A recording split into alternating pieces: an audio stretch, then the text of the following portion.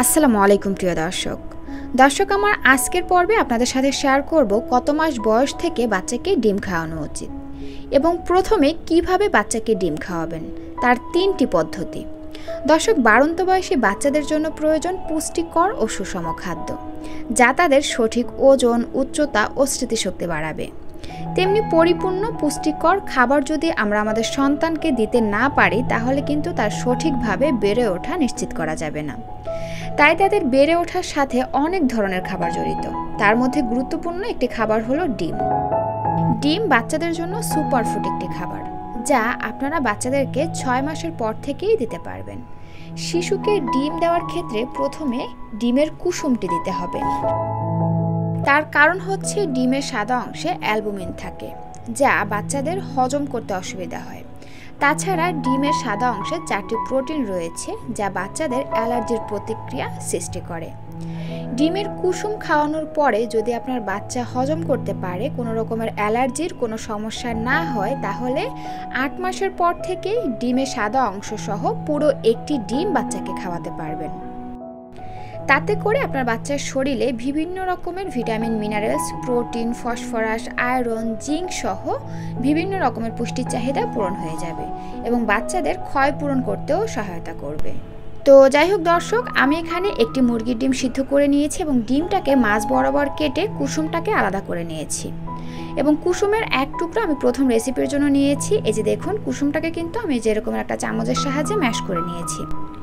এই যে এরকমের শুকনো কুসুম কিন্তু বাচ্চার মুখে ভুলেও দিবেন না, তাহলে কিন্তু বাচ্চাদের শ্বাসনালীতে অথবা গলায় আটকে যেতে পারে। তো এজন্য কি করবেন, কুসুমটাকে হয় নর্মাল বিশুদ্ধ খাবার পানি অথবা বাচ্চা যদি ফর্মুলা দুধ খায়, তাহলে কিছুটা পরিমাণে ফর্মুলা দুধ অথবা ব্রেস্ট মিল্ক বের করে কুসুমের মধ্যে দিয়ে এরকমের একটু লিকুইড করে নেবেন এবং এভাবে চামচ দিয়ে বাচ্চাকে খাইয়ে দিবেন।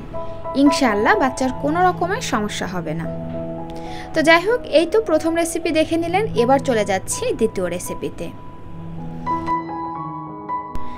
দ্বিতীয় রেসিপির জন্য আমি এখানে নিয়ে নিব ছোট সাইজের একটি আলু এবং আলুটাকে কিন্তু আমি খুব ভালো করে সিদ্ধ করে দেন খোসা ফেলে দিয়েছি। এবার একটা কাঁটা চামচের সাহায্যে আলুটাকে ম্যাশ করে নিব। আপনারা চাইলে হাত দিয়েও ম্যাশ করে নিতে পারেন। আলুটা যখন খুব ভালো করে ম্যাশ করা হয়ে যাবে, এই পর্যায়ে আমরা কুসুমটাকেও আলুর সঙ্গে খুব ভালো করে ম্যাশ করে নিব। তারপরে সেম আগের মতো হয় পানি নইলে ফর্মুলা দুধ অথবা ব্রেস্ট মিল্ক দিয়ে বাচ্চা যেমন লিকুইড খেতে পারে সেরকমের আমরা লিকুইড করে নিব। এই যে দেখুন, এই যে এভাবে পাতলা করে বা লিকুইড করে নিলে কিন্তু বাচ্চা খুব সহজে খেতে পারবে। আর এই তো এখন কিন্তু বাচ্চাকে খাওয়ানোর জন্য একদম রেডি। দর্শক, আলু কিন্তু বাচ্চাদের ওজন বৃদ্ধিকারী একটি খাবার, কারণ এর মধ্যে প্রচুর পরিমাণে কার্বোহাইড্রেট রয়েছে আর কার্বোহাইড্রেট বাচ্চাদের ওজন বৃদ্ধিতে সহায়তা করে। তো যাই হোক, এই তো দ্বিতীয় রেসিপি একদম রেডি। এবার চলে যাচ্ছি তৃতীয় রেসিপিতে। এই রেসিপিটি কিন্তু পুষ্টিবিদ আয়েশা সিদ্দিকা ম্যামের রেসিপি। তো এজন্য প্রথমেই আমি এখানে একটি মুরগির ডিমের কুসুম নিয়ে নিচ্ছি এবং চামচের সাহায্যে ভালোভাবে কুসুমটি ফেটিয়ে নিচ্ছি।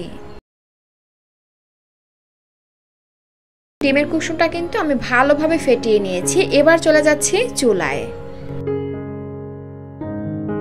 তো চুলায় একটা প্যান দিয়ে তার মধ্যে দিয়ে দিচ্ছি সামান্য একটু ঘি।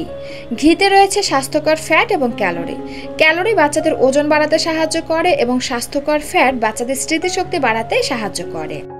আর পুষ্টিবিদরা বলেন 6 মাসের পর থেকেই বাচ্চাদের খাবারে একটু একটু করে ঘি যুক্ত করা যাবে।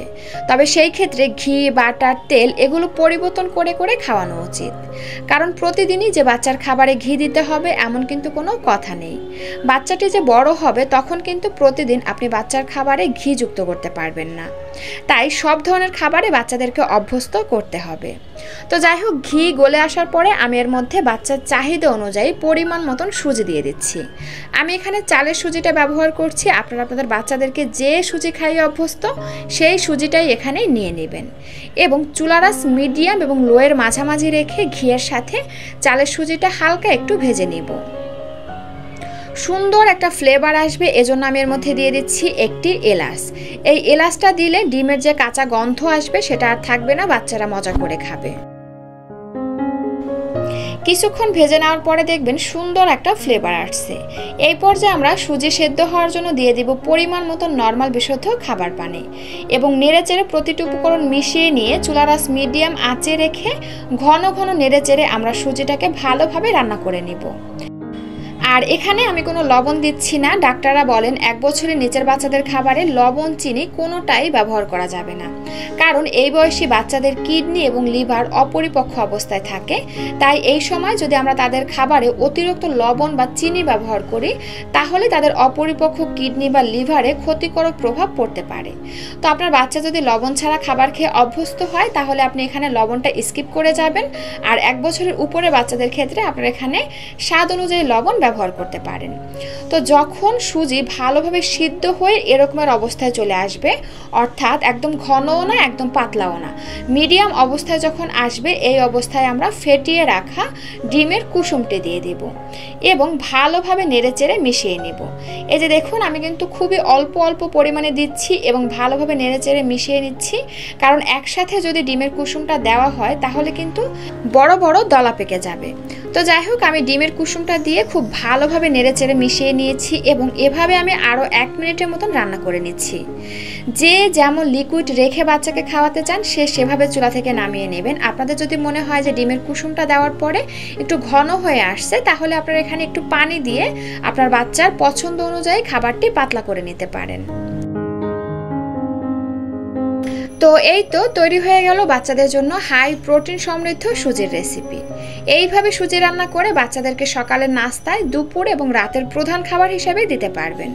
তো দর্শক, এই ছিল আমার আজকের আয়োজন। ভিডিওটি ভালো লাগলে প্লিজ একটি লাইক দিবেন এবং যাওয়ার আগে সুন্দর একটা কমেন্ট করে যাবেন। এতক্ষণ সাথে থাকার জন্য সবাইকে অসংখ্য ধন্যবাদ জানিয়ে আজকের ভিডিওটি এখানেই শেষ করছি। আল্লাহ হাফেজ।